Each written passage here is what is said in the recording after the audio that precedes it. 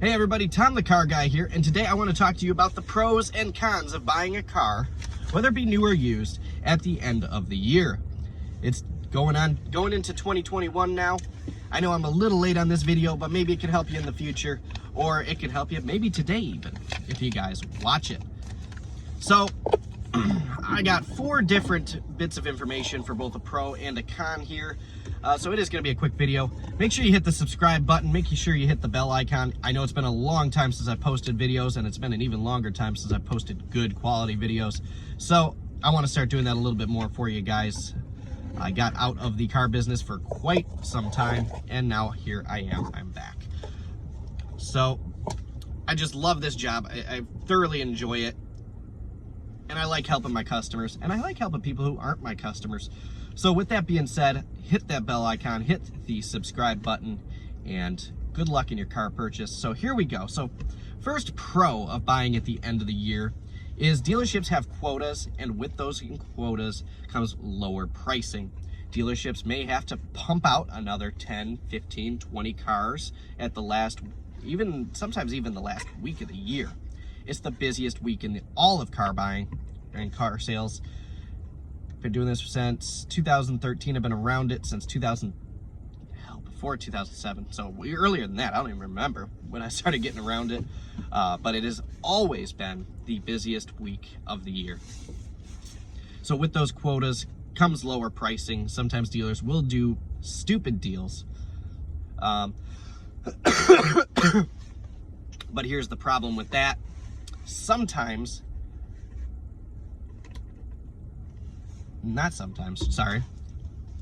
Here's the con. We are very, very, very busy. Why is that a con? Well, quite simple. It's because you might not get helped. I'm sorry to say it, but you might not get helped. And if you do, you're not going to experience the high quality customer service that a lot of these dealerships nowadays can and do provide their customers. So if you're looking to come in, sit down, spend 12 hours with your salesperson, test drive 7 cars, the last month of the year, the last month and a half of the year, especially the last week, do not. I'm not saying that for the salespeople's benefit. I'm saying that for your benefit.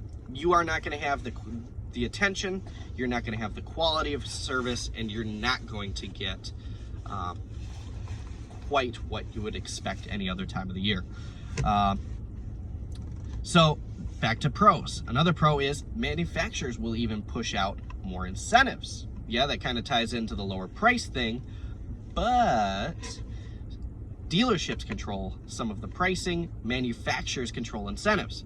So for example, if you feel like you are entitled to $500 more rebates, and I tell you, no, you don't, it's not me, it's the manufacturer. It's not the salesperson, it's the manufacturer. So the manufacturer is controlling those incentives. Sometimes they do pump them out.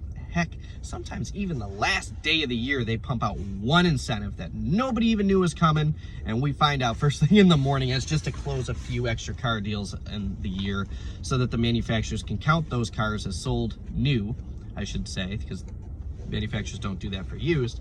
But the dealership and the manufacturers can count those cars sold for 2020 or whatever year it may be. Here's the problem with that. Here's a con.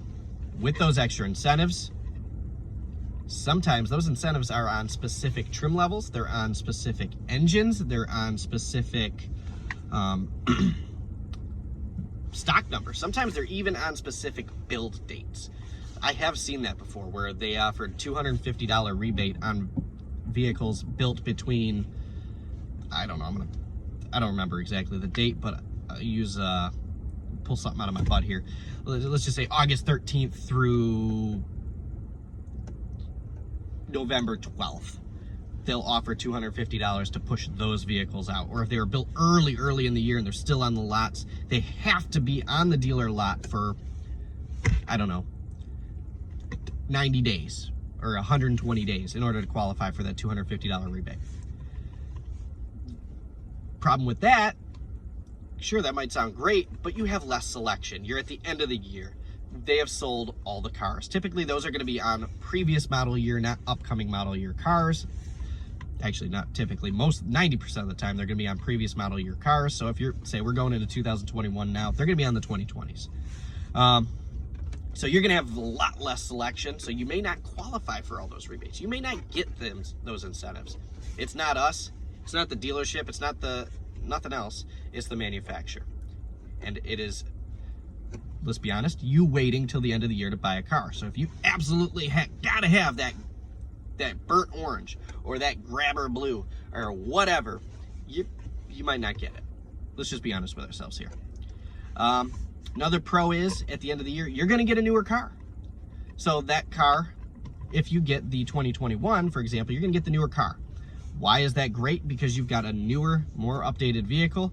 It's going to retain its value a little bit longer. You are going to have, sometimes you are going to have new technology, or you may even get a completely updated vehicle. For example, right now, Ford has the new F-150s out. A lot of the local dealerships by me here in Detroit, there are no 20s left. They're gone. They're done. So you're going to get a newer vehicle, and it's going to help you in that aspect. Negative on that, exactly the same. It isn't as new. You might get the 2020. Guess what? Your resale value when you go to buy it, that car's a year old already. You are buying a year-old car. Even if that car is sitting on the lot has 0 miles, you are getting a year-old car. That's how the resale value works. That's how the auto industry works. To you, it's brand new. To the world, it's brand new. But to the auto industry, it's a year old. So you're going to get less resale. You're going to lose out on some of the newer technology. You're going to lose out on, obviously, some updated automobile parts, some new app. Ford Sync 4 system is not on 2020s, it's on the 21s. So there's another con.